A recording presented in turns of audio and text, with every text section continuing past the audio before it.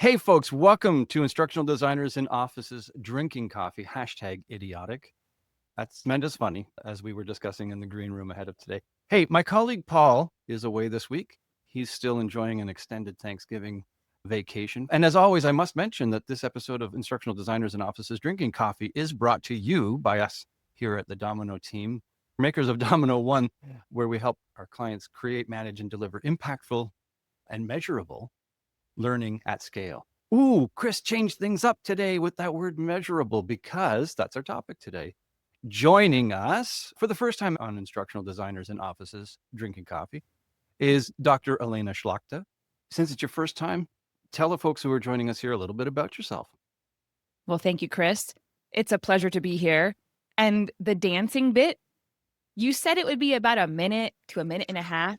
I I didn't. mean, Our producer said it would be a minute and a half. I think he likes to lull people into a false sense of security. It's a little longer than a minute and a half. Yeah. well, I could tell that you've done this many a time, and I can appreciate what Alicia says in the chat. Can we measure this enthusiasm? Absolutely. So without further ado, who am I? Why am I here? Again, Dr. Elena Schlachta. I like to call myself a chief measurement nerd in my own business. I work for a company called By Design Development Solutions, a long way of saying we build data solutions for small businesses to help data make smart choices and ultimately become an insane asset for them to grow, change, or become whatever it is they want to be in the world. And data can truly make a difference for us when we're trying to make change or sustain change. And we'll hear a lot more about that today. Yeah, for sure.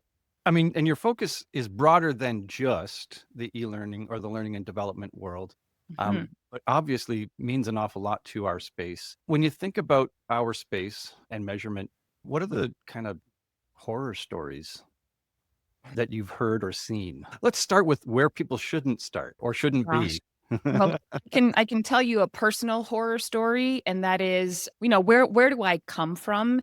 I come from a background, I call it very privileged or lucky, where I worked for small businesses that were very data driven and data oriented, where the CEO made it so that every single person in the organization understood the value of data.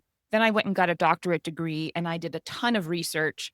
And so data and measurement, like, just part of my everyday world. And then I got a job in a nonprofit. We were grant funded. We had to be accountable to our donors, our funders, our stakeholders. And so I managed those grants. And then I decided, before I get too far into the world of academia or the world of nonprofits, let me try a stint in corporate. And so I got a job as a learning experience designer for a large corporate learning team. And I thought, I'm so excited. I'm going to learn something new just from being in this different lens, this different arena, doing similar work. And I realized that they didn't measure anything at all. And I'll never forget, I was working on a program and my boss came up to me and I was working on my measurement plan. And she's like, so which level are you going to use to measure the outcomes of the program? And I'm like, what are you talking about? Here's what I'm going to do. And I just told her, here's the outcome that we want. And this is how I learned about this outcome. And here are the questions that I'm going to ask to make sure we can get some insights on that. And there was no leveling about it. And of course, that's what I learned about Kirkpatrick, which interestingly, Kirkpatrick, I'd never heard of it until I got to corporate. And so I think there's a place for all frameworks in terms of measurement in the learning and development world. It's about what works for you. But I think sometimes the models that are familiar hold us back. So that's my very long-winded answer to the question, Chris. Like, what's really not working? And I think some historical patterns of what measurement should look like in learning and development actually hold the industry back. We need to think a little differently, and it would take a lot of the complexity out of measurement. Hmm. People, I've done it. You look at the Kirkpatrick and you go, whoa, you perceive it as not a roadmap, but a hill, a big mountain to climb up. And sometimes measurement can and should be a lot simpler too. Mhm. And just because folks have completed something and you have a set of numbers in the LMS doesn't demonstrate anything necessarily either. So let's start with like one of the things that I was reading on your website is a different approach. Like you're saying, not necessarily going straight to Kirkpatrick, but maybe starting with something that's manageable. So let's talk a little bit about some ideas there of what people could try doing. Well, I think it all stems from what's the perspective that you're bringing to the conversation and to the activities of measurement. Chris, you'll appreciate this. I didn't plan this in advance, but obviously Domino is the sponsor. And I like to think about how we align learning to an outcome, whether it's a business outcome or a community-based outcome, whatever you're trying to do, that longer term impact you want to make. I like to think about that in the form of dominoes. And so, Chris, this is the perfect question for you. Maybe, maybe not. When we think about completion, completing a program, a participant shows up, they do the work. We can see that they've engaged in the program. We can get all that data from our learning management system. That's one domino.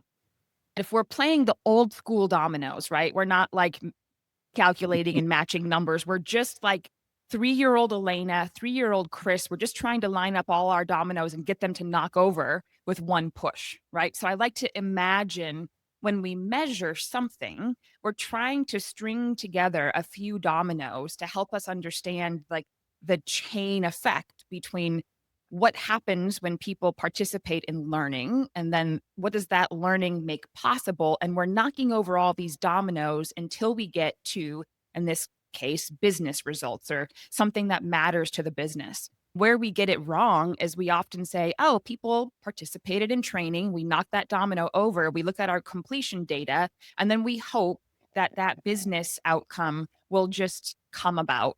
But we're missing quite a few dominoes in the middle, like quite a few. And that should be part of our design and part of our measurement strategy. And so, Chris, I have to ask you, like, when you think about that domino metaphor, what are some of the important dominoes that we have to knock over in between participating and learning and something longer term happening in the business, in your community, or just in life in general?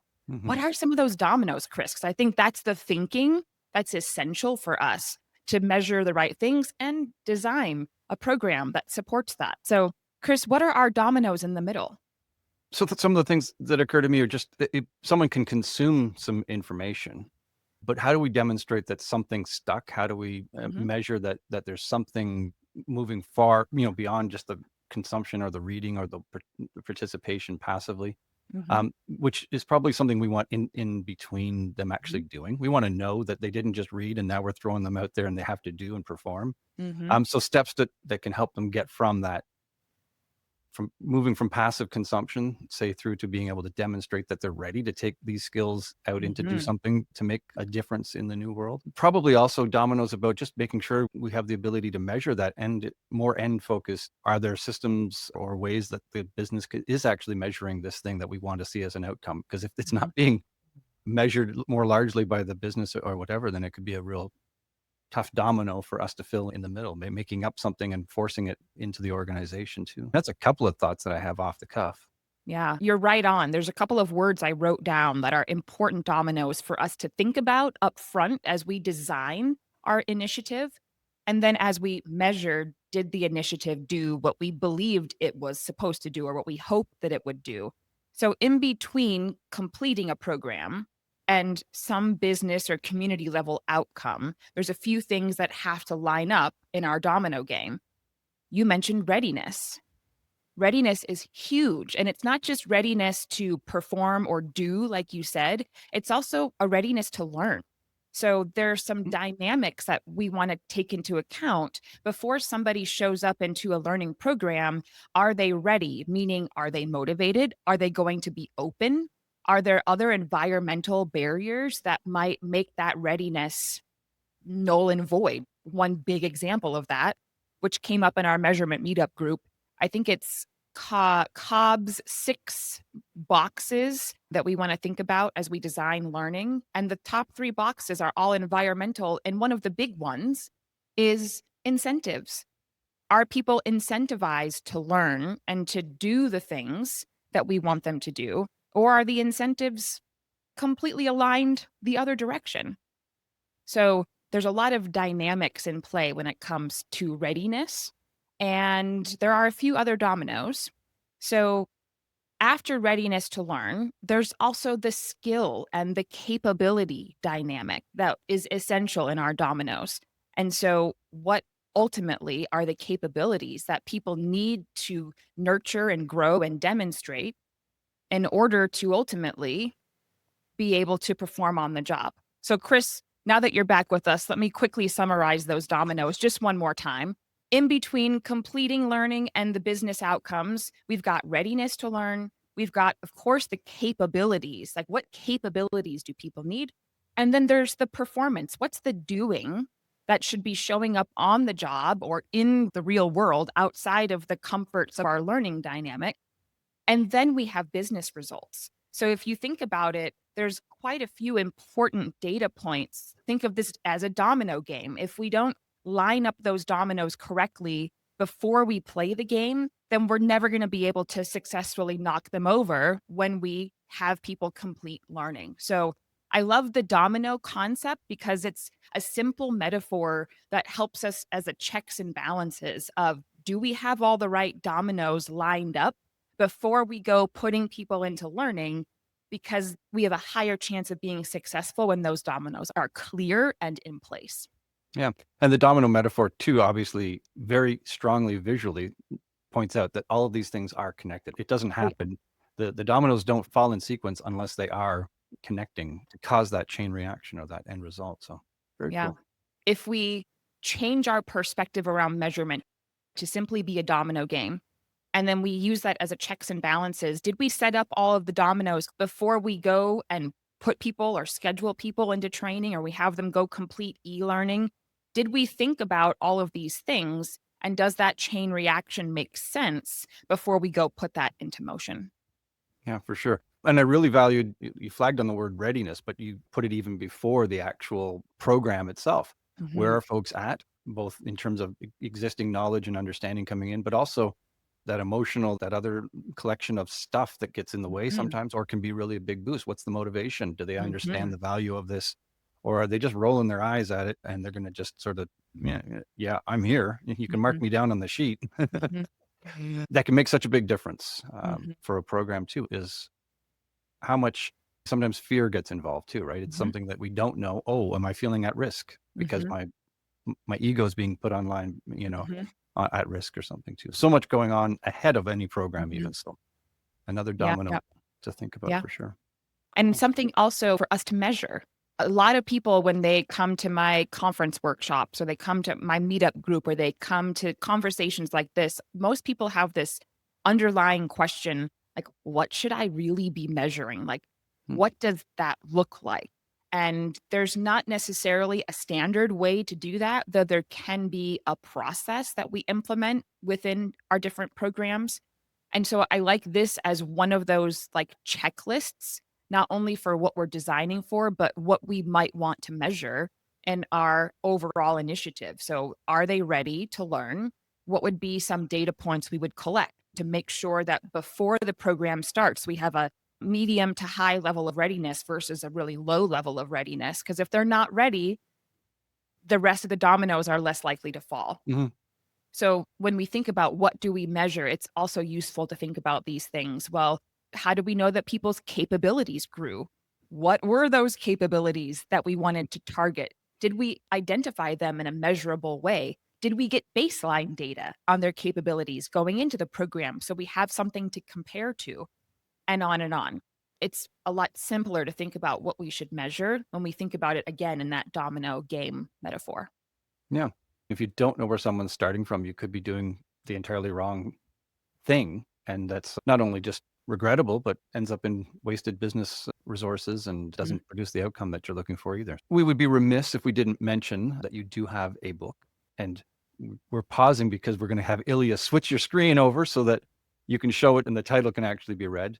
Measurement and Evaluation on a Shoestring. You've got on a shoestring in smaller font there. I feel that really needs to be the big font because it strikes me as a prominent difference in your titling there. And that's probably also something that a lot of teams in our space struggle with. I mean, L&D teams are not big. They're often not very well resourced, thought of as an accessory to the overall business. Budgeting can be a challenge, short on staff, short on tools, etc. So that on a shoestring, as I said, really jumps out. How did you come at it from that angle? I'm going to guess maybe your experience maybe in the nonprofit world, but tell us where that kind of angle came to mind for you to focus on. So I think it's important to define what do we mean by shoestring, because I think there could be a lot of assumptions or ideas, and you're probably all all mostly correct. But what I meant when I said shoestring, again, from a measurable perspective, is the compounding effect or dynamic when you've got, I don't know what to measure. I don't have the resources or the time, maybe because I'm a small team. Historically, we've never measured before. So we don't have the precedent or the organizational culture that, like, where my very first job out of college, we were a data driven company. So it was natural that every department would have a data driven accountability and framework to use to measure outcomes. Learning doesn't have that. So that lack of organizational culture, and then just simply not having the knowledge, right? Just lacking the knowledge in general of, like, what does good measurement look like, and having the support of stakeholders. So I think of that shoestring dynamic as the compounding effect. And I think this is important because that intersectional dynamic that I'm describing, we can't just solve for one of those things and expect all of the rest of them will magically go away too. When we think about approaching measurement and evaluation or working with data on a shoestring, we want to be thoughtful of, like, how can we address those interconnected dynamics in our approach? And so the way that I wrote the book was in the acknowledgement that we might not have an organizational culture that supports measurement. And so we're just maybe swimming against the stream, which is a lot harder. And so what can we do to make that slightly easier for ourselves? And the idea is that there is a correct approach to measurement for every dynamic that you find yourself in. So maybe you don't have the support of stakeholders. You can still measure. Maybe you don't know what the goal is from the stakeholders' perspective because you just don't have a relationship with them to be able to get those insights before you design your program. There's a different way that we would measure. And so the idea is that based upon what your challenges are in measurement, like, I have no idea what I'm doing, I don't have a lot of time or resources, where do I begin? There's a best approach in that dynamic. But then there's my stakeholders have these high expectations and we do have some support. Well, then there's a different approach for that would data and the strategy we need to know if we're being effective. So my argument is measurement's not a one size fits all. And so I think that's some of the limitation with the Kirkpatrick model is not that there's anything wrong with the model. It's a good framework. It's a useful way of organizing the key activities that all have to be present in order for us to show the business impact of learning. But sometimes, like you mentioned, it feels too much to bite off at once. And the same with the ROI methodology. It's a great methodology, but it's a little overwhelming. And while we do want to be able to talk about what returns or what results are we getting from our investments in training and learning, we need to ideally match our measurement approach with, like, where am I right now? What kind of support do I have? What do I know? Where's my comfort level? And, like, what's the most important thing or the most important data point for me to gather that will build our relationship with stakeholders or will make our team have a better reputation so that we get more requests in the future that are those bigger sort of strategic requests that make us more valuable to the organization. So that's the shoestring Hmm. approach, which might be slightly different than what you would imagine, but I think it's actually a much more effective, thoughtful approach that can really make a difference. Yeah, I do very much value the idea of using this process even to help you raise the profile of your L&D team within the organization, prove value as a partner. We end up in a lot of conversations here on Idiotic talking about how too often the L&D team is perceived as a service bureau. I'll send them the manual. They're going to make a 3-hour training program. Well, how do we know it's 3 hours? All of those things where you send a request in and you've got to deliver on that request without having the L&D team feel or be able to participate more fully in the broader approaches from the organization's perspective, to be able to be sitting at the table, so to speak. We Mhm. end up in a lot of conversations around that. So yeah, if you don't have the data, if you don't have measurement, you can't prove that Mm. you are value, but it can be a daunting task to pick it all up and try to achieve it all in one go. Are there places where people don't maybe use their LMS well enough for measurement that they could start as part of the process? I would like to think of this as a yes and Mm. kind of answer. So our LMS data can be incredibly useful. And there are times when we might need to use our LMS to collect data in a different way. And this is getting more into that domino that we talked about earlier, we've got a few different things we need to line up, and one of them is capabilities. How do we know that people's capabilities are changing? And I'll never forget a definition of capabilities that I heard that I thought was very measurable for one, but also incredibly useful, came actually from the Acorn team. They were the keynote at a conference I was also speaking at, and they said that they were using their LMS to measure capabilities, and how they unpacked a capability was inclusive. So going back to that intersectional dynamic I mentioned about my string approach to measurement, capabilities are also highly intersectional as well, where if we just have one component of a capability, well, our growth in that capability is not going to be so strong. We want to see growth in a few intersectional ways. So, one, yes, is knowledge. People do have to have a baseline understanding of that relative to the capability in question.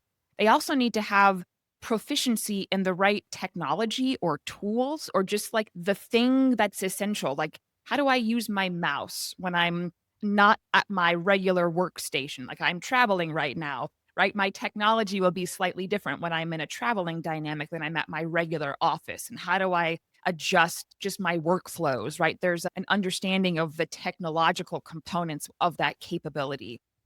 And then there's the doing. Like, what are people, can they demonstrate that they are able to do a specific thing within that realm of capability? And so that's the piece that our LMS can 100% help us to capture data and capabilities, but it's not necessarily going to be inherent. If we just use the inherent quiz function that comes with every LMS under the sun, that's great, but it's not sufficient enough to be able to demonstrate a full growth or even a full baseline of capabilities. We need to have some of those more intersectional dynamics.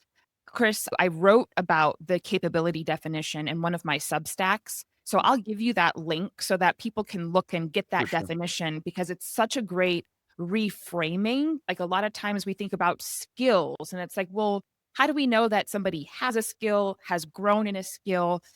Maybe it's semantics, but I just really appreciate the concept of measurabilities because of what it means to have a capability. When we hack that, there's lots of things to measure. And all of those things can help us to get a better sense of, did somebody grow? Did they stay the same, or did they go backwards? And that helps us to then make better choices about how to ultimately support them. In the chat, Dana has tossed in a question. Are competencies a good fit in this space? Or is that in the same conversation as Kirkpatrick, daunting at first glance? Interesting question, Dana. There's lots to unpack in that. We're talking first about, what about competencies, different than capabilities, different than skills, and how does that fit into the Kirkpatrick conversation?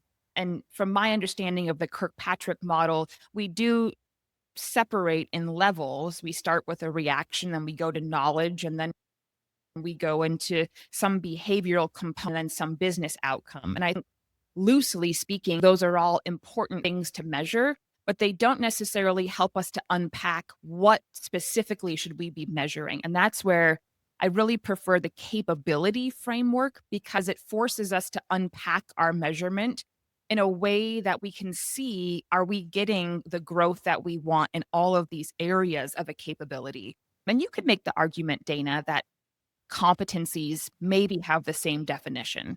But I do think that skills are different. I think skills are part of competencies or capabilities, and so insufficient to measure just a skill. I think we have to measure something a little bit more broad to get a little bit more intense to get our capabilities understood. If I have a moment, I pull up that link just to give you things that Acorn mentioned, because I think they're so powerful. And like, what do we measure? And I can't promise you it's not daunting, Dana, but it's important. And we have to start somewhere. And so it can give you a checklist of, what are you already measuring in your LMS, and what should you add into your measurement approach to get that. Think of it as like a cumulative score. A capability is a accumulation of a few different things. And if we know what that accumulation is, then we can see more holistically that somebody has grown.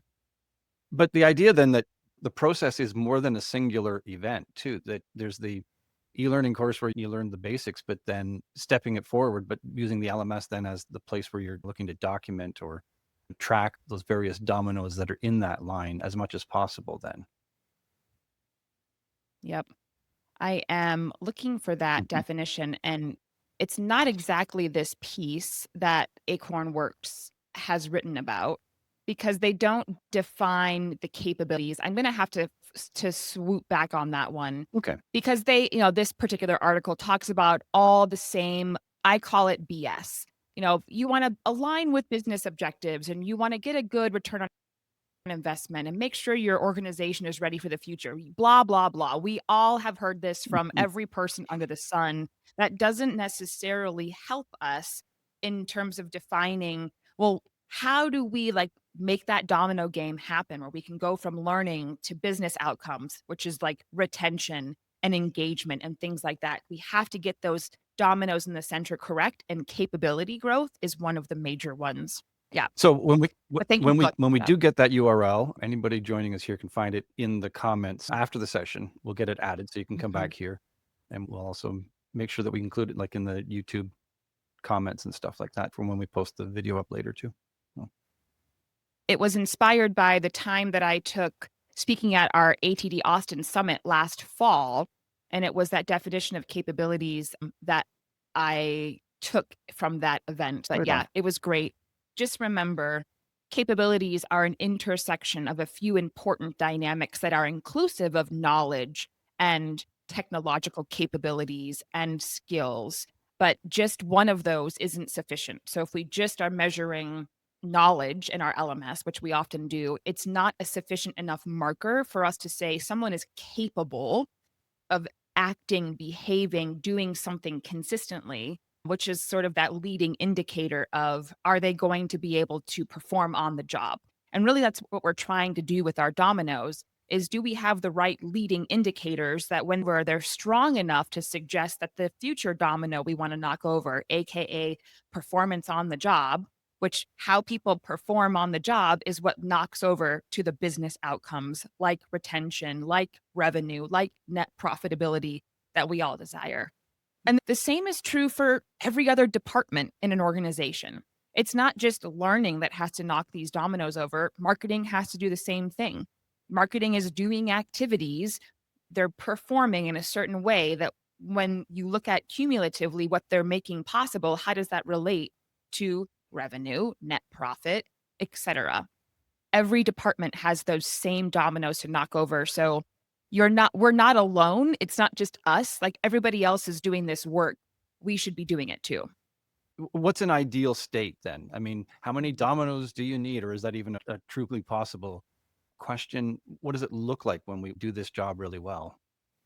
I think it's interesting because we never have the ideal dynamic, or maybe we do, but it's rare. And I think some of the work that we do in instructional design or learning experience design or just in learning in general, a lot of it is compliance related. So when we think about what are the most important dominoes to be knocked over in our measurement, but also in our design of learning, like I can't stress this more. This isn't just about measuring, this is about good learning design. And if you listeners know Dr. Will Tallheimer's work, his LTEM methodology is a great example of a framework to follow to design good learning, but also giving us great things to measure to show how did learning transfer to something back in the workplace. There are certain things we want to look at that help us get confident that our learning did transfer into that something. And so then the question becomes what are we designing for? Are we designing for behavior change and performance, or are we designing just to simply check the box for the compliance program that we need that meets a certain regulation? And there's nothing wrong with any of that type of work. It's really important. It's a net profit play. Businesses care about net profitability. If we're sued, if we have lots of safety incidents, if people doing the things that are expected of them by their local regulate, there are fees and fines. All of that adds up to time, which adds up to money or time and money. And so if there's a way that we can put supports in place that compliance training and other things that help us to reduce those fees, lawsuits, and safety hazards, we are making the organization not only a safer place, but also a more profitable place so that we can get our bonuses and we can sustain the resources that we need to do our jobs. Everyone's like, compliance is so boring, and I really want to do things that are more impactful. But actually, the work that we're doing in compliance is really impactful. It's helping organizations save money so that they can use the money in other meaningful ways, or, just to keep the lights on and keep our paychecks flowing. Yeah. So, The annual IT security course doesn't really mean much to you when you're taking it, but my gosh, when there's a phishing success and someone breaks into and steals all the data, mhm. that's a big impact on the organization from that Yeah. perspective. And if Yep. we can help to prevent that, then yeah. Although, what's the measurement? 0 days, or how many days since there's been a security breach? The learning team can say that's because of us. It's a little more complex than Yeah. that if we wanted to actually take credit or to be able to say, hey, what we're doing is making a contribution. I like to give the example of the timing matters. So we can probably look at organizational data. Let's look at phishing scams, for example. Maybe there's a certain time of year when phishing scams are more common, or maybe they're more common with a certain population of people. And so, do we see scamming taking place in some sort of meaningful pattern where then we can take that data and say, okay, this is an important population for us to support through training. So we're going to give this population training either more frequently or more in depth. And then we'll show over time, is that same population that used to be targeted more, are they now being targeted less? And maybe that's because they're not so susceptible. They're not clicking on the things that they used to. So there's a few more data points that we need to tell a holistic story of how is an intervention making a difference. And we do need to see some data on the front end to know, well, why does a certain group of people need this training? What do they need? When do they need it? And then we can ultimately figure out what to measure to tell the story of how did we make a difference by investing in that training. Hmm. Alicia's throwing in a thanks for this perspective on compliance because it is such a big portion of what we do. And it can feel sometimes like it's doing stuff by rote or you cranking it out or whatever. Projects that would appeal much more to our day-to-day interests would get us more excited when we walk in the office door, but it still remains a Mhm. very critical and highly important part of what we're expected to provide. Yeah.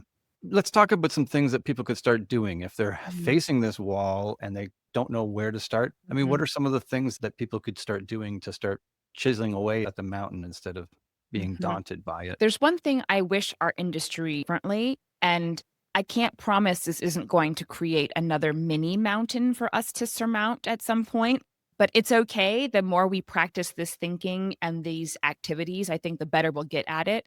But when we talk about measurement, especially in something like capabilities or even in performance, we oftentimes think about measurement as just the number, like how many phishing scams are there? How many times did somebody click on something? And we just look at the numbers and then we might have a target for those numbers. Like, here's where we are. We're at 50%, we're at 10 incidences per month. And where we want to be is either more or less, or maybe even just maintaining a number.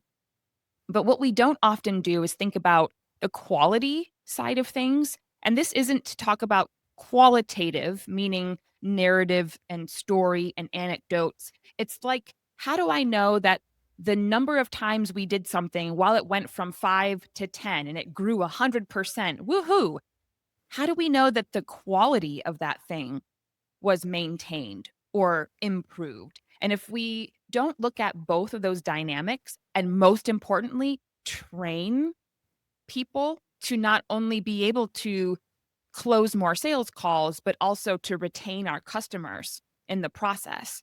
If we don't think about quantity and quality and train for that, I think we can have some negative outcomes. If we're just going for the numbers, that's the mountain that, like, I wish we would start thinking about these things together, not only in the measurement, but also in the design of how we support people.